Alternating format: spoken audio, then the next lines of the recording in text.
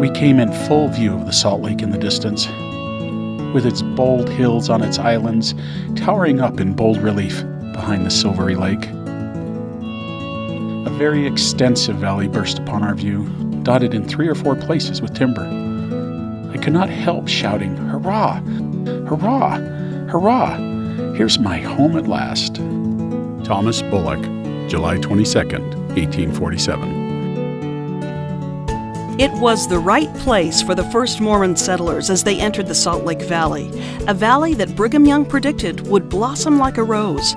But with a sea of sagebrush and little timber in sight, those early settlers probably never imagined the transformation we would see 170 years later. In the early days, it took a full day's trip to travel from the north end of the valley to the south. Now it takes about 20 minutes. This transformation has occurred in a remarkably short period of time. For some, like former State Senate President Haven Barlow, the bulk of it has occurred within their lifetime. So the first grade, I was too small for a bicycle, so I had to ride the horse. We didn't even have saddles. In fact, if we had saddles, we couldn't lift them on the horse anyway. And I was so happy when we got bikes. To have a bike is one of the greatest experience in a person's life. He can just jump on his bike and away he goes. To Haven Barlow, and to most of us, there's nothing like the thrill of riding a bike for the first time. That's timeless. But back in the 1920s, getting around wasn't all that easy. In those days, the roads weren't too good. They were just gravelled. They weren't paved. And so you couldn't go very fast in your car. You could darn near run as fast as the car was moving. His first job involved his uncle's car, and Haven played a key role. And my uncle and I would go over in the T-model Ford, and we would fill up with block ice from Far Ice Cream in Ogden. We'd go 10 miles from Clearfield over to Ogden and fill up our T-model Ford, and then go around to the houses and give them and sell them ice for their ice boxes. And he hired me to crank his car. The old ice box used by past generations went the way of the crank handle on their cars, replaced by better technology. Things have changed, including the ways we get around.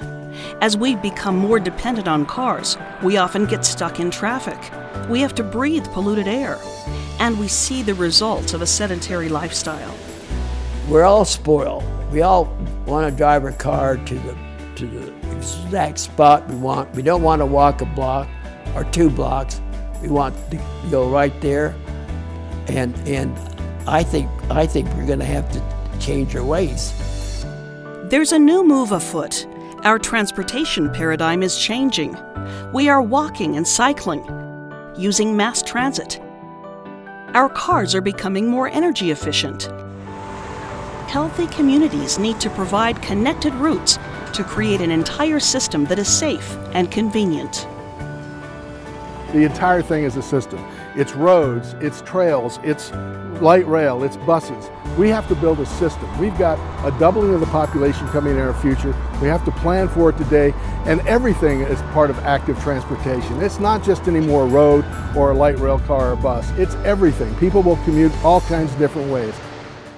Bicycles, scooters, smart cars, light rail. Each day we see new ways people get from point A to point B. Many Utahns, like Provo City Mayor John Curtis, are now choosing to pedal to work. You see things on a bicycle you'll never see in an automobile, and you see your city from a totally different perspective. Yet this is what he's up against on his route. Tooling along the Provo River Trail here. Got a few bumps we got to work on. Old asphalt that is breaking apart. And narrow underpasses for bicycle traffic. Here, there's no way 2 cyclists could ride past one another at the same time. It literally puts the brakes on active transportation. And then there are stretches where cyclists in all communities are within arm's length of fast-moving cars and trucks.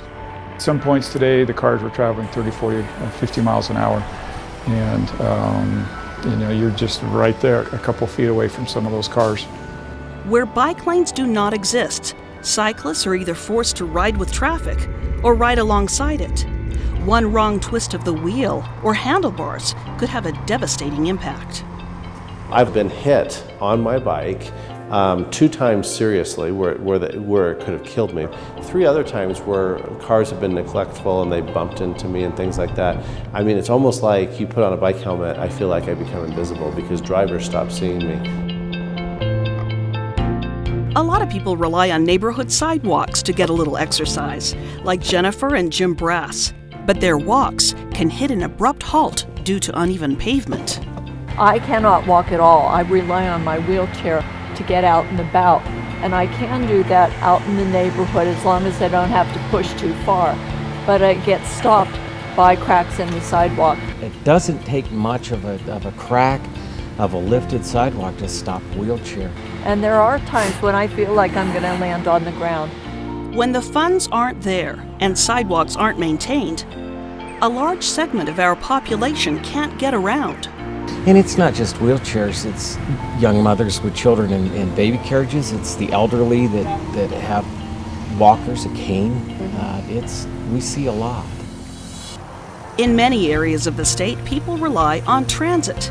In St. George, for example, a low-cost bus system is often the primary mode of transportation for college students, low-income hospitality workers, and the elderly.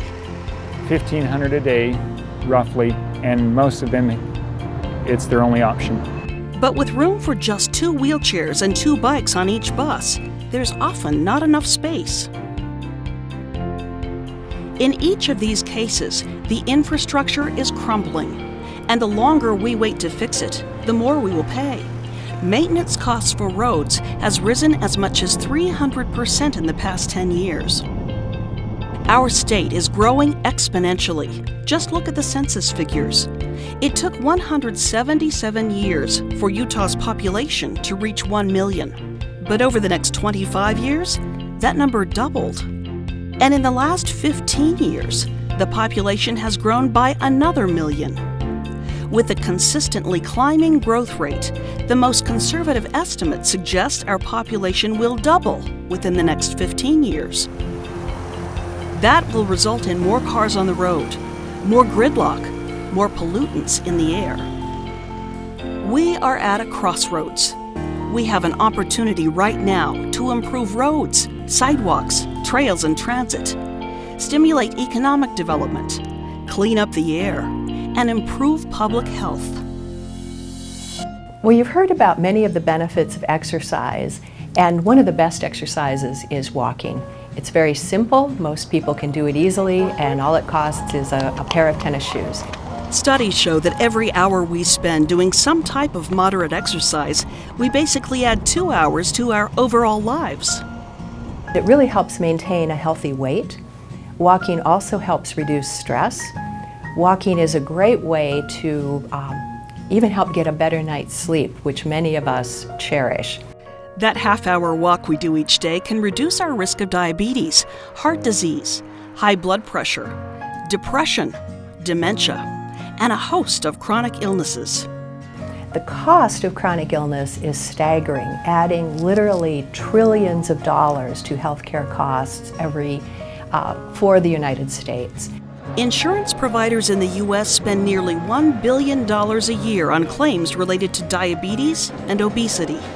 Some of these conditions that limit your activities, think about what that does to your life, your ability to enjoy life, your ability to work, to be productive. There's both a personal cost to lack of activity, and there is a societal cost. So this is something that's all within each of our own power to change. As we choose to get out of our cars and onto our feet, we're improving our overall health in another way, by cutting down on toxic emissions from our cars. A bad air day in Utah brings an influx of people to hospitals with chronic lung problems, eye irritations, and cases of RSV, a respiratory infection that is highly contagious and can be deadly in children. About half of the emissions that we experience in the wintertime come from our vehicles. So if we're going to address this problem, We need to address it in large part through transportation choices.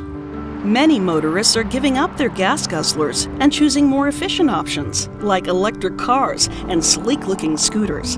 Just look around you. You'll see people going to school, getting to work, in some cases even doing business on two wheels.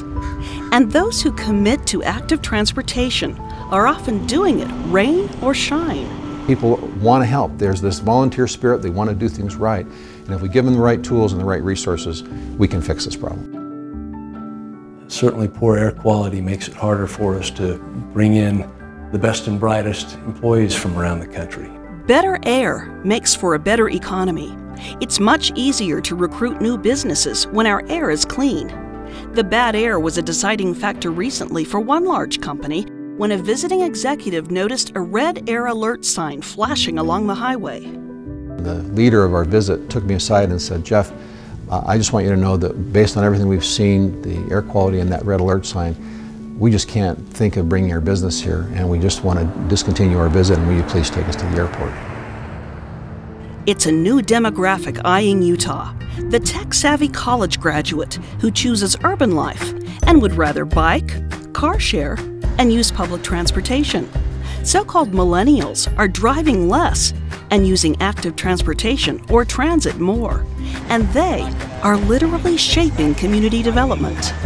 The young employee, the person 15 years younger than me, they're a whole different animal. One of the things they always come and tell us is we love the trails here. We love the outdoor recreation. You're 5 minutes from your front door and you're in the canyon. In fact, easy access to Utah's trails is drawing interest from around the globe. We've already got world-renowned cycling in Moab. New, well-connected bike paths and trails throughout the state will create more opportunity. We could promote cycling as the state's trademark summer sport, like skiing is in the winter. Our bike paths attract world-class athletes, boost tourism, and bring in companies that support the sport. Mountain biking is just growing in popularity. It's a huge thing here in Utah with our wonderful mountains that we have. 5, 4, 3, 2, 1. People come, they eat in our restaurants. All of the tour riders and buses will be in our hotels and doing dinners and everything else. But the economic part of it is the small part. The culture of biking and active transportation and sport like this in our community is what really matters to me, because it builds a critical mass and awareness to help us with other projects we're trying to get done. By addressing one need, transportation, we're making life better for Utahns in several ways. Sidewalks, trails, and roads will be improved, and better transit connections will be made. Our air will become cleaner. Personal and public health will improve, and our economy will continue to thrive. If you're going to have a healthy state where business are anxious to come, you're not going to get them unless you have a good transportation system. The future always brings change. The question is, how are we going to affect that change?